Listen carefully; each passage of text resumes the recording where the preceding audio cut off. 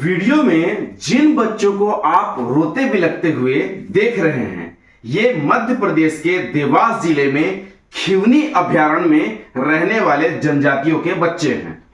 यह बेचारे इसलिए बिलख रहे हैं क्योंकि इस भरी बरसात में अवैध अतिक्रमण के नाम पर इनकी झोपड़ियां तोड़ दी गई हैं। मैं मानता हूं कि अवैध अतिक्रमण पर कार्रवाई तो होनी ही चाहिए, लेकिन जिन अधिकारियों ने इस भरी बरसात में कार्रवाई की है उनसे बस इतना ही कहना चाहूंगा, अरे भाई, बरसात में तो लोग चिड़ियों के घोंसले भी नहीं उजाड़ते। ऐसी क्या ही जल्दबाजी आन पड़ी थी कि इस भरी बरसात में बेचारों को बेघर कर दिया गया। और अगर बेघर करना ही है तो पहले उनके लिए कहीं रहने की व्यवस्था तो कर देते, और कम से कम बच्चों के सामने तो उनका घर नहीं तोड़ते। जीवन भर के लिए एक याददाश्त बना दी तुम लोगों ने।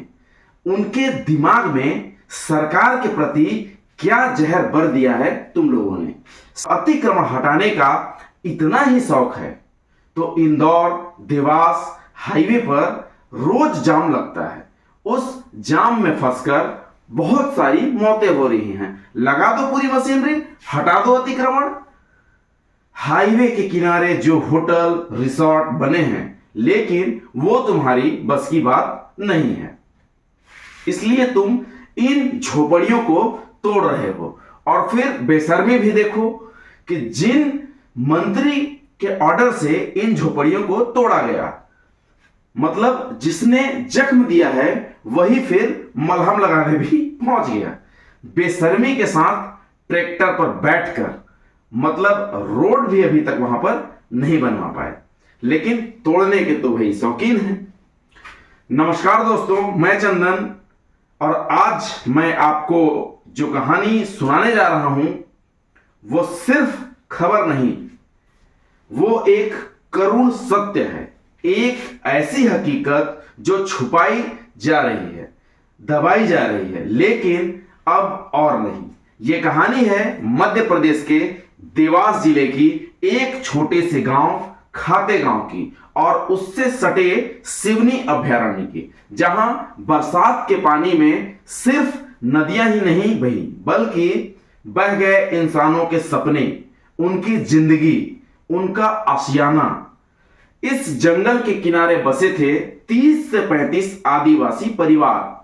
ना कोई दिखावा, ना कोई राजनीतिक पकड़, बस अपने खेत, अपने जानवर, अपने छोटे छोटे बच्चों और मिट्टी के घरों के साथ ये लोग शांति से जी रहे थे। इनमें से कई ऐसे थे जो कहते हैं, जब से होश संभाला है तब से यही रहते आए हैं। हमारे दादा परदादा भी यही रहते थे। इनके कच्चे घरों की दीवारें भले ही मिट्टी की थी, लेकिन उनकी मेहनत से खड़ी थी और उनके सपनों से भरी हुई थी। 23 जुलाई 2025 की सुबह मौसम का मिजाज कुछ ज्यादा ही बिगड़ा हुआ था। बारिश लगातार हो रही थी, मिट्टी फिसलन भरी हो चुकी थी, बच्चे भीग रहे थे, महिलाएं चूल्हा तक नहीं जला पा रही थी। इसी बीच गांव के बाहर अचानक कुछ अजनबी गाड़ियों का शोर सुनाई दिया। जैसे ही लोग बाहर निकले, उनकी आंखों के सामने वो मंजर था जिसे वो जिंदगी भर नहीं भूल पाएंगे। वन विभाग की टीमें भारी पुलिस बल के साथ वहां पर पहुंच चुकी थी, और उनके पीछे था एक बुलडोजर। आदेश था, अतिक्रमण हटाओ। कोई सफाई नहीं, कोई बातचीत नहीं, कोई चेतावनी नहीं, सीधा बुलडोजर चला दो। उन कच्चे घरों पर बुलडोजर ऐसे चढ़ा जैसे वो घर नहीं कोई दीवार हो। कई महिलाओं के हाथ कांपते रहे, अरे सामान तो निकाल लेने दो, लेकिन किसी ने नहीं सुनी। बिस्तर, कपड़े, राशन, किताबें सब मलबे में दब गए। एक बूढ़ी अम्मा चिल्ला रही थी, बेटा, ये घर हमने अपनी जिंदगी भर की मेहनत से बनाया है। ये मिट्टी नहीं है, ये हमारी यादें हैं। एक बच्चा जिसकी आंखों में आंसू थे, हाथ में भीगा हुआ स्कूल का बैग था, वो बस एक ही बात दोहरा रहा था, मेरा घर कहां गया। वन विभाग का कहना था 82 हेक्टेयर में अतिक्रमण था। उनका कहना है कि 1 महीने पहले भी इन्हें नोटिस दिया जा चुका था। कुछ अफसर तो ये भी कह रहे हैं कि साल भर पहले चेतावनी दी थी, लेकिन गांव वालों का कहना है कि अगर नोटिस था तो हमें मिला क्यों नहीं, अगर हटाना भी था तो गर्मी में क्यों नहीं हटाया गया। बारिश में घर तोड़ना क्या इंसानियत है? क्या 25 से 30 साल पुराने घर अचानक अवैध हो जाते हैं? अगर नोटिस दिया गया था तो उसकी प्रामाणिकता कहां पर है? क्या बारिश में घर उजाड़ देना न्याय की मिसाल है या ये एक क्रूरता का? जब महिलाएं गिड़गिड़ा रही थीं, बच्चे चीख रहे थे, तो क्या अफसरों का दिल नहीं पसीजा?